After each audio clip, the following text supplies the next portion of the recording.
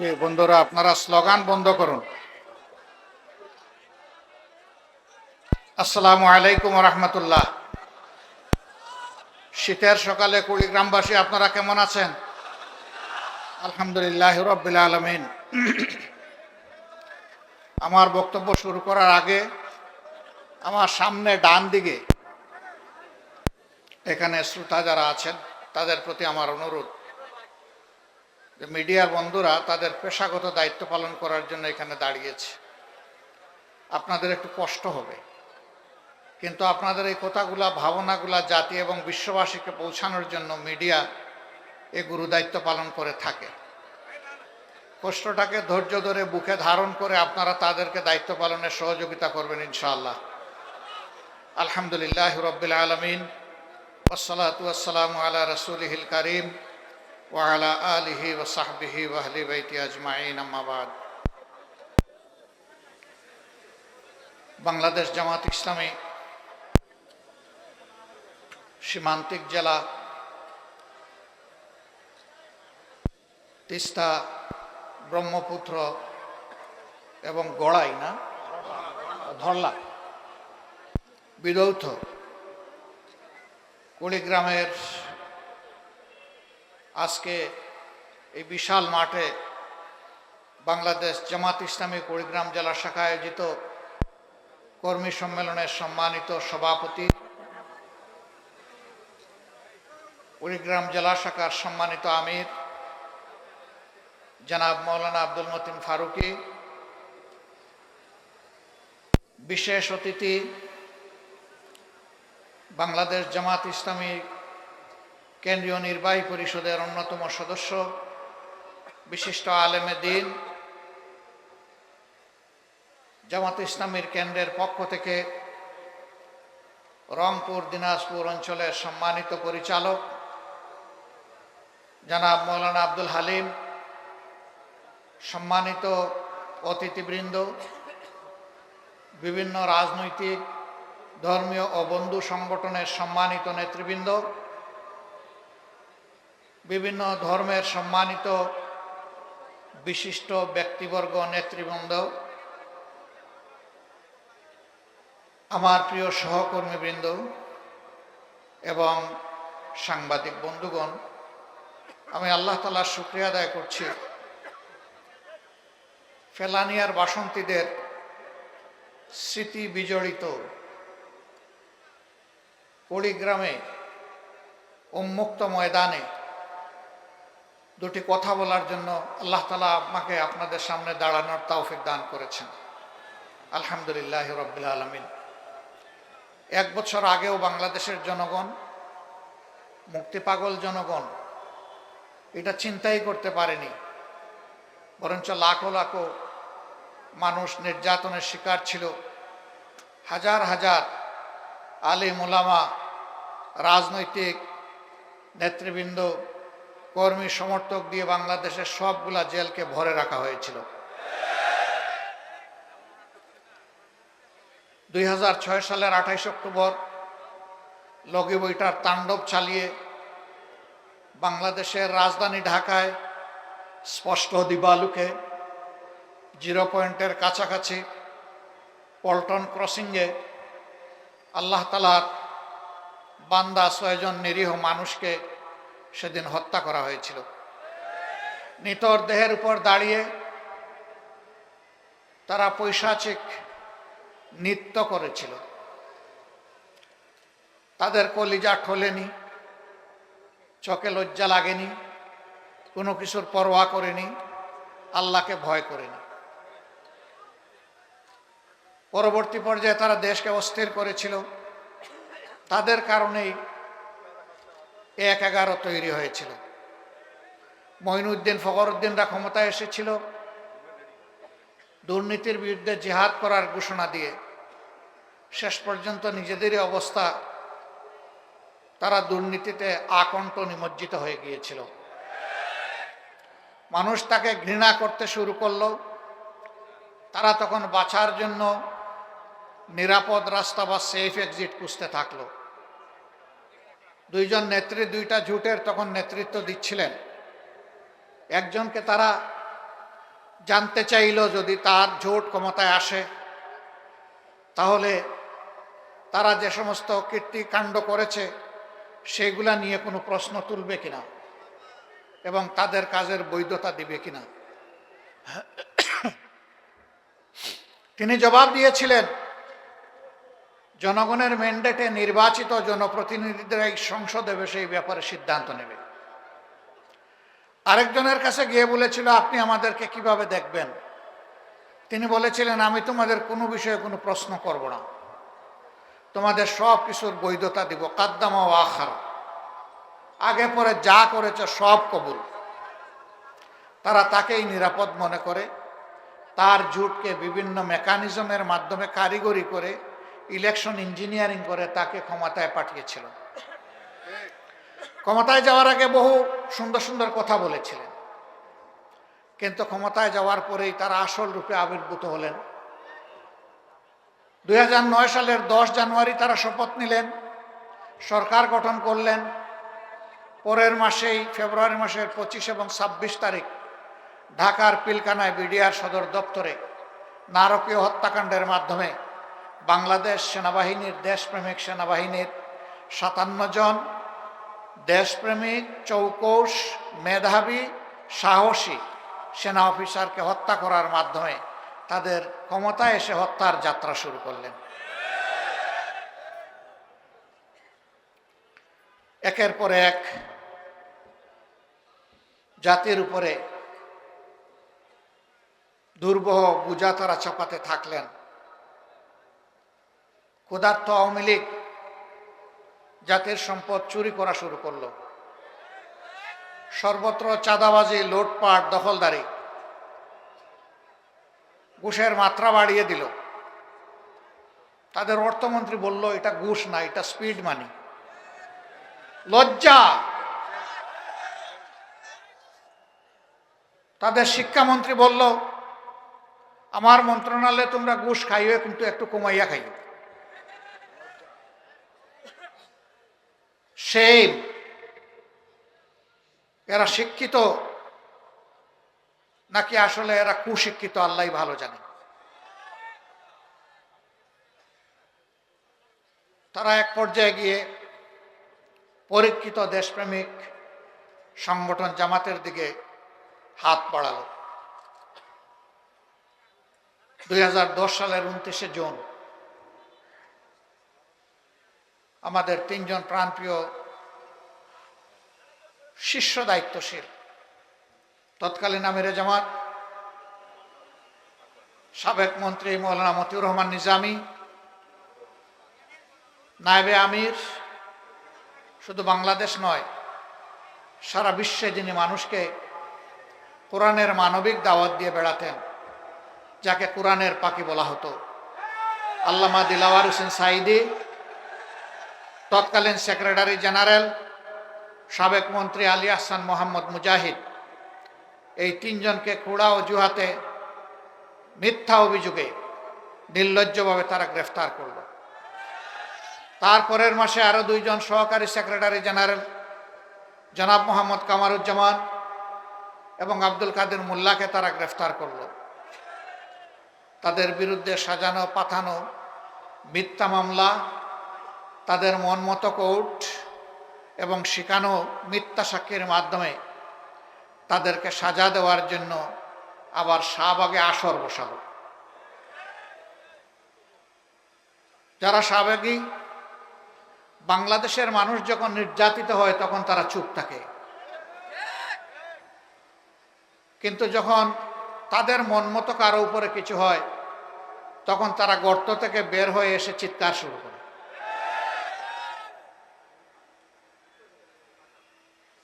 সম্মানিত ভাই ও বন্ধুগণ, তারপরের ইতিহাস সবার জানা।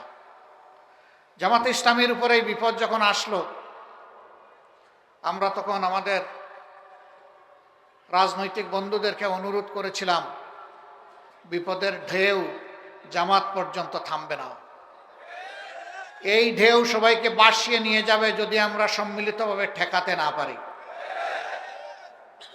আমরা আমাদের আহাজারি শোনাতে পারিনি, বুঝাতে পারিনি। একের পর এক প্রতিহিংসামূলক রায়ের মাধ্যমে আদালতকে ব্যবহার করে জামাতে ইসলামের নেতৃবৃন্দকে ফাঁসি দেওয়া হলো, 5 জনকে ফাঁসিতে ঝুলানো হলো। তাদের নিয়েও অনেক নাটক করা হলো। একবারের জন্য তারা নথি স্বীকার করেন কিনা, সরকারের কাছে ক্ষমা চান কিনা, প্রাণ ভিক্ষা চান কিনা। আলহামদুলিল্লাহ, যারা আল্লাহর জন্য, মানবতার জন্য লড়াই করে, তারা আল্লাহ ছাড়া কাউকে পরোয়া করে না। আল্লাহর এই বান্দারা মাথা উঁচু করে সেদিন বলেছিলেন, আমরা মাথা একটা জায়গায় নত করে, তিনি আমাদের প্রভু, তিনি আমাদের স্রষ্টা আল্লাহ রাব্বুল আলামিন। দুনিয়ার আর কোথাও এই বান্দাদের মাথা নত হবে না। মাথা তারা নত করেননি। তারা কতটা আত্মবিশ্বাসী ছিলেন। শহীদ আমিরে জামাত তার পরিবারের সদস্যদেরকে জিজ্ঞেস করছেন, আমি তো মাওলার মুলাকাতে অল্পক্ষণের মধ্যেই হাজির হব, আমার গায়ের পোশাকটা কেমন হওয়া উচিত? আমি কি লঙ্গি পরবো না পাজামা পরবো? পরিবারের সদস্যরা বলছে, পাজামাতেই মাওলার মুলাকাতে আপনাকে ভালো লাগবে। আল্লাহু আকবার। যেমন দায়িত্বশীল তেমন তার পরিবারের সদস্যরা, কালবে সালিম, প্রশান্ত আত্মা। তারা ফাঁসির তক্তার দিকে এগিয়ে চলেছেন পা পা করে। তাদের ঠোঁটও কাঁপেনি, বুকও কাঁপেনি, পাও নড়েনি। কারণ তারা নিশ্চিত ছিলেন অন্য কোনো কারণে নয়, তাদেরকে দিনের কারণে, মানবতার কারণেই হত্যা করা হচ্ছে। দেশপ্রেমের কারণেই তাদেরকে এই মূল্য দিতে হচ্ছে। যারা দেশকে ভালোবাসে, মানুষকে ভালোবাসে, মৃত্যু তাদের কাছে সকালবেলার চায়ের পেয়ালার মতো প্রিয়। প্রিয় শাহাদতকে তারা ভয় করে না, শাহাদত তাদের কাম্য। তারা সেইভাবেই ফাঁসির তক্তায় দাঁড়িয়েছিলেন। হাসতে হাসতে তারা মওলার মোলাকাতে চলে গেছে। আল্লাহ তাআলার দরবারে দোয়া করি, আমাদের এই মাথার তাজ শীর্ষ দায়িত্বশীল বৃন্দ সহ তাদের যত সহকর্মীদেরকে কোনেরা ফ্যাসিস্টরা হত্যা করেছে, আল্লাহ তাদের সকলকে মকবুল শহীদ হিসাবে কবুল করুন। শাহাদতের সর্বোচ্চ মর্যাদা আল্লাহ তাদেরকে এনায়েত করুন। সম্মানিত ভাইয়েরা, বাংলাদেশকে স্বাধীনতার পক্ষ বিপক্ষ করে টুকরা টুকরা করা হয়েছিল। কার জন্য? একটা বিভক্ত জাতি কখনো সত্যিকারের মর্যাদাবান জাতি হতে পারে না। একটা ঐক্যবদ্ধ জাতিকেই দুনিয়ার মানুষ সম্মান করে, শ্রদ্ধা করে। তাহলে কার জন্য এই জাতিকে বিভক্ত করা হয়েছিল? আবার সমাজে ধর্মের ভিত্তিতে মেজরিটি মাইনরিটি তৈরি করা হয়েছিল। তারা যাদেরকে মাইনরিটি বলতেন, আমরা তাদেরকে মাইনরিটি বলি না, আমরা বলি তারা আমাদের ভাই। আল্লাহ তাআলা এই দেশে আমাদেরকে যেমন জন্ম দিয়েছেন, তাদেরকেও তেমন জন্ম দিয়েছেন। বাংলাদেশের সংবিধান সবাইকে ইকুয়াল রাইট দিয়েছে, অধিকার দিয়েছে। সুতরাং আমরা যেমন এদেশের গর্বিত নাগরিক, তারাও এদেশের গর্বিত এবং মর্যাদাবান নাগরিক। আমরা ভিন্ন চোখে কাউকে দেখতে চাই না। আমরা ধর্মের ভিত্তিতে বিভাজনকে মনে করি এটা শোষণের হাতিয়ার। তাই হয়েছে। 53 বছর আওয়ামী লীগ যাদেরকে মাইনরিটি মাইনরিটি বলে মুখে ফেনা তুলেছে আর মায়া কান্না করেছে, আমি আল্লাহর উপর ভরসা করে বলছি, আমার বিবেকের দায়বোধের জায়গা থেকে বলছি, আজকে 10 জানুয়ারি 1972 থেকে শুরু করে আজ পর্যন্ত 2025 সালের আজকে 24শে জানুয়ারি এই দীর্ঘ পথ পরিক্রমায় বাংলাদেশে বিভিন্ন ধর্মের মানুষকে কারা জুলুম অত্যাচার করেছে, কারা তাদের জমিগুলা দখল করেছে, পিঠামাটি থেকে উচ্ছেদ করেছে, সম্পদ লুণ্ঠন করেছে, তাদের ইজ্জতে হাত দিয়েছে, এই দুষ্কৃতিকারীদের তালিকা তৈরি করে জনগণের সামনে প্রকাশ করে দেওয়া হোক। এই কাজ যারা করেছে তারা সমাজের কালো এবং কুৎসিত চেহারার মানুষ। আমার দ্বারাও যদি এই কাজ করা হয়, আমার নামও প্রকাশ করে দেওয়া হোক। বাংলাদেশের জনগণ জানুক এরা কারা, এই খুনি ধোঁকাবাজ কে, এটা বাংলাদেশের মানুষকে জানতে হবে। আপনাদের এই বৃহত্তর রংপুরের পীরগঞ্জে মৎস্যপল্লীতে কয়েক বছর আগে গরু লুণ্ঠন করে কারা গরিবদের ঘর বাড়িতে আগুন ধরিয়েছিল আপনারা নিশ্চয়ই জানেন। যুবলীগ নেতার নেতৃত্বে এই অপকর্ম করা হয়েছিল। এইভাবে বাংলাদেশের যত জায়গায়, দিনাজপুরের সাঁওতালপল্লী, ব্রাহ্মণবাড়িয়ার অমুসলিম ভাইদের উপর হামলা, গড়বাড়িতে লুণ্ঠন এবং অগ্নিসংযোগ, রামুতে বৌদ্ধ সম্প্রদায়ের তাদের মঠ ভাঙচুর করা, গড়বাড়িতে হামলা এবং অগ্নিসংযোগ করা, এই সকল অপকর্মের সাথে ক্ষমতাসীন আওয়ামী লীগের দুর্বৃত্তরা জড়িত ছিল। কিন্তু আফসোসের বিষয়, যা কিছু ক্ষতি হয়, চুরি হয়, হারিয়ে যায়, কেষ্ট বেটাই দায়ী। সব কিছুর জন্য জামাতে ইসলামী দায়ী। সবার আগে জামাতে ইসলামীর নাম আসে। আপনারা তার সাক্ষী। গোবিন্দগঞ্জের গাইবান্ধার সুন্দরগঞ্জের এমপি লিটন, তাকে কে বা কারা তার বাড়ির পাশে শুট করে হত্যা করল। প্রধানমন্ত্রী তৎকালীন সংসদে দাঁড়িয়ে বললেন, এই কাজ জামাত শিবির করেছে, আমার লিটনকে খুন করেছে। তাণ্ডব চালানো হলো, আমাদের নিরীহ নেতাকর্মীদেরকে গ্রেফতার করে রিমান্ডে নিয়ে শারীরিক, মানসিক, আর্থিক নির্যাতন করা হলো।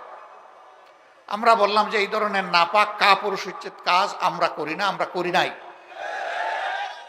তৎকালীন আইজি একই চিৎকার মারলেন। দিন শেষে কি হলো? দিন শেষে দেখা গেল এই কাজের সাথে জামাতে ইসলামীর কোনো ধরনের কোনো সম্পর্ক ছিল না, বরঞ্চ তাদেরই ক্ষমতার পার্টনার একজন সাবেক কর্নেল, ওই সিটে আসনে যিনি সাবেক এমপি ছিলেন, তিনি তার ভবিষ্যৎ রাস্তা পরিষ্কার করার জন্য ঠোস। হত্যাকারী তিনি ছিলেন। আমার সাথে তার কোর্ট গারদে দেখা হয়েছিল। আমি জানতাম না উনি সেই ব্যক্তি। দেখলাম যে অনেক লম্বা চুল রেখেছেন, লাঠি একটা হাতে নিয়েছেন, কিছু ভদ্রলোকের চেহারা, এক কোনায় বসে আছেন, আমি আরেক জায়গায় বসে আছি। ওনাকে জিজ্ঞেস করলাম যে আপনার পরিচয়? তিনি বললেন আমি কর্নেল অমুক। বললাম ঘটনা কি গাইবান্ধার? তিনি বললেন হ্যাঁ। বিচারে প্রমাণ হলো যে তিনি খুনি। মাঝখানে জামাতে ইসলামী, ইসলামী ছাত্র শিবিরের কর্মীদের উপর যে নির্যাতন চালানো হলো, তাদের জীবন থেকে যে মূল্যবান দিনগুলা কেড়ে নিল, তাকে আজ আমাদেরকে ফিরিয়ে দেবে। এই ধরনের প্রত্যেকটা ঘটনায় আমাদেরকে দায়ী করে কথা বলা হয়। আমরা আল্লাহকে ভয় করি। যারা আল্লাহকে ভয় করে তাদের হাতে মানুষের জীবন, সম্পদ এবং ইজ্জত সম্পূর্ণ নিরাপদ। প্রমাণ বর্তমান বাংলাদেশ। 15.5 বছরের দুঃখ, ব্যথা, বেদনা, কষ্ট আমরা বুকে বহন করে বেড়াচ্ছি। কিন্তু 5 আগস্ট জাতি যখন মুক্তি পেল, আমরা বাংলাদেশের প্রিয় জনগণকে, বিশেষভাবে আমাদের সহকর্মীদেরকে আমরা আহ্বান জানালাম, শান্ত থাকুন, ধৈর্য ধরুন, শৃঙ্খলা ফিরিয়ে আনতে নিজ নিজ জায়গা থেকে সর্বোচ্চ অবদান রাখুন। এর আগে আওয়ামী লীগ বলেছিল কোনোদিন যদি ক্ষমতা থেকে তাদেরকে বিদায় নিতে হয়, তাহলে ক্ষমতা থেকে বিদায় নেওয়ার 2 দিনের মাথায় তাদের 5 লক্ষ নেতা কর্মীকে আমরা নাকি খুন করব। আমি জিজ্ঞাসা করি, তাদের নেতৃবৃন্দের দফায় দফায় এই মিথ্যা আতঙ্ক ছড়ানো তা কি বাস্তবায়িত হয়েছে? 5 লক্ষ মানুষ মারা গেছে 5 এবং 6 আগস্ট, 7 আগস্ট, সারা আগস্ট মাস জুড়ে এখন পর্যন্ত যায়নি, কারণ তারা খুনি হতে পারে, কিন্তু বাংলাদেশের মানুষ প্রিয় দেশকে, মানুষকে ভালোবাসে, এই জন্য দায়িত্বশীলতার পরিচয় দিয়েছে। খনিদের মুখে চুনকালি, এখন চিন্তা করলো আমাদেরকে জড়ানো যায় কিভাবে। বিভিন্ন ধর্মীয় সম্প্রদায়ের লোকদেরকে উস্কানি দেয়। আমাদের হিন্দু ধর্মের ভাইদেরকে উস্কানি দিয়েছিল দুর্গাপূজা পরিহার করার জন্য। আমি ধন্যবাদ জানাই সাহসিকতার সাথে যারা উস্কানি দিয়েছিল, তাদের উস্কানি ওদের মুখের উপর ছুড়ে মেরেছে। আমরা তাদেরকে বলেছিলাম আপনাদের ধর্মীয় উপাসনা আপনারা করুন, কিন্তু আমরা পাহারাদার হয়ে কোনো দুর্বৃত্ত এই কাজে যাতে হস্তক্ষেপ করতে না পারে, আমরা পাহারাদারের ভূমিকা পালন করব। এটা শুধু জামাতে ইসলামী না, এদেশের দেশপ্রেমিক সমস্ত মানুষ এই দায়িত্ব আঞ্জাম দিয়েছে। বিশেষ করে জাগ্রত মুসলমানরা এই দায়িত্ব পালন করেছে। কিন্তু আপনারা জানেন, শুধু জামাতে ইসলামী না, এদেশের আলিম উলামা, রাজনৈতিক আওয়ামী লীগের প্রতিপক্ষ, সাংবাদিক, সাধারণ মানুষ, কাউকে আওয়ামী লীগ ছাড় দেয় নাই। জুলুমেরা 18 কোটি মানুষের উপর করেছে। জুলুমের অভিশাপ তাদের ঘাড়ে আরোপিত হয়েছে। একজন ভাই বলেছেন রান্না করা খাবারটাও তারা খেয়ে যেতে পারলেন না। জানেন এই রান্না করা খাবার কার পয়সায় তৈরি হয়েছিল? আপনাদের পয়সায় তৈরি হয়েছিল। 18 কোটি মানুষের টাকায় তৈরি হয়েছিল। সেই খাবার খেয়ে তারা একবারও চিন্তা করেননি যে যাদের পয়সায় আমার খাবার, আমার এখানে নিরাপদ অবস্থান, বিলাসবহুল বসবাস, চতুর্দিকে নিশ্চিদ্র নিরাপত্তা, সেই তাদের বুকেই আমি গুলি চালাচ্ছি। একবারও তাদের বুক কাঁপেনি, হাত কাঁপেনি। ক্ষমতার শেষ মুহূর্ত পর্যন্ত মানুষ খুন করে তারা ক্ষমতায় থাকতে চেয়েছে। 15.5 বছর যে তাণ্ডব চালিয়েছেন, ক্ষমতার শেষ দিনে এসেও তাই করেছে। তারা ধারণা করেছিলেন ইতিপূর্বে বল প্রয়োগ করে অবৈধ ক্ষমতাকে তারা ধরে রাখতে পেরেছিলেন, এবারও বোধহয় তারা সফল হবেন। কিন্তু না, আল্লাহ তাআলার ঘোষণা, কুলিল্লাহুম্মা মালিকাল মুলকি তুতিল মুলকা মান তাশাউ ওয়া তানজিউল মুলকা মিম্মান তাশা। আল্লাহ যাকে চান ক্ষমতা দিয়ে সুযোগ দেন। দেখি আমার বান্দাদের প্রতি তোমরা, আল্লাহু ইয়া'মুরুকুম বিল আদলি ওয়াল ইহসান, তোমরা ক্ষমতা পেলে মানুষের উপর ন্যায় বিচার করো কিনা, সদাচরণ করো কিনা, মানুষকে মানুষ হিসাবে ভালোবাসো কিনা, মানুষকে সম্মান করো কিনা। যারা এই কাজ করে আল্লাহ তাদের ক্ষমতাকে পাকাপোক্ত করেন। আল্লাহ তাদেরকে সাহায্য করেন জমিন থেকে, আল্লাহ পাক সাহায্য করেন আসমান থেকে। আর যারা এর বিরুদ্ধে চলে যায়, মানুষের উপর জুলুম অত্যাচার করে, অবিচার অনাচারে দেশকে ভরে দেয়, সমাজকে ধ্বংস করে, মানুষের ইজ্জত লুণ্ঠন করে, দর্শনের সেঞ্চুরি পালন করে, আল্লাহ তাআলার লানত তাদের উপরে আসে এবং আল্লাহ তাদের থেকে ক্ষমতা কেড়ে নেন। ক্ষমতা কারো ইজ্জতের বাহন হতে পারে না। ইজ্জতের বাহন হবে আপনার সৎ চরিত্র, আমানতদারিতা, মানবিক মূল্যবোধ। এই জন্য আল্লাহ বলছেন তুইজ্জু মান তাশাউ ওয়া তুযিল্লু মান তাশাউ বিয়াদিকাল খায়র। সমস্ত কল্যাণ অকল্যাণ, ভালো মন্দ, ইজ্জত বেইজ্জতি সবকিছু আল্লাহর হাতে। ইন্নাকা আলা কুল্লি শাইইন কাদির। সম্মানিত ভাইয়েরা, আমরা ধৈর্য ধরেছি, ধৈর্য আরো ধরব ইনশাআল্লাহ। এই দেশকে আমরা ভালোবাসি, দেশের মানুষকে ভালোবাসি। ওরা তো সব শেষ করে গেছে। উন্নয়নের নামে আমাদের সমস্ত সম্পদ চুরি করে বিদেশে নিয়ে গেছে। ওরা গেছে, পরে সম্পদ পাঠিয়ে দিছে আগে। ওরা 2,26,000 কোটি টাকা বাংলাদেশ থেকে চুরি করে নিয়ে গেছে। 26 লক্ষ কোটি টাকা বাংলাদেশ থেকে চুরি করে নিয়ে গেছে। যদি এটাই তাদের দেশ হতো, তাহলে দেশের টাকা কেউ কি বিদেশে চুরি করে, পাচার করে পাঠায় না? এটা ছিল তাদের জমিদারি। এখান থেকে